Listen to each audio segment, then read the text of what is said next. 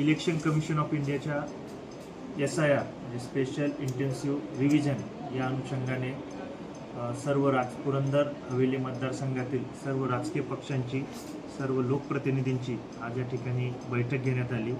त्या अंतर्गत सर्वांना सूचना व माहिती देण्यात आली की ज्या व्यक्तींची 2025च्या यादीमध्ये मतदार यादीमध्ये नावे आहेत आणि 2002च्या यादीतही त्यांची नावे होती, त्यांना मॅपिंग करून घ्यायचं आहे। 2025च्या यादीत त्यांची नाव असेल आणि 2002च्या यादीमध्ये त्यांचे आई वडील आजी आजोबा यांचं नाव असेल तर त्यांच्यासोबत त्यांना मॅपिंग करून घ्यायचं आहे। जे मयत मतदार आहेत, जे कायमचे स्थलांतरित मतदार आहेत, त्यांची नावं फॉर्म 7 भरून वगळून घ्यायची आहेत आणि अशा पद्धतीने हे दुरुस्त मतदार यादीचा हा प्रोग्राम आहे। त्याच्यामध्ये सर्व राजकीय पक्षांनी सर्व लोकप्रतिनिधींनी सहकार्य करावे।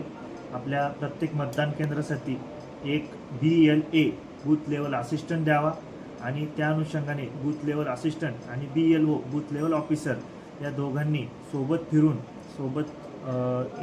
एकत्र बसून ही मतदार यादी अतिशय दुरुस्त कशी होईल यासाठी काम करायचं आहे। याचं सर्व लोकप्रतिनिधींना, सर्व राजकीय पक्षांचे तालुकाध्यक्ष असतील, शहराध्यक्ष असतील, जिल्हाध्यक्ष असतील यांना या ठिकाणी आवाहन करण्यात आले।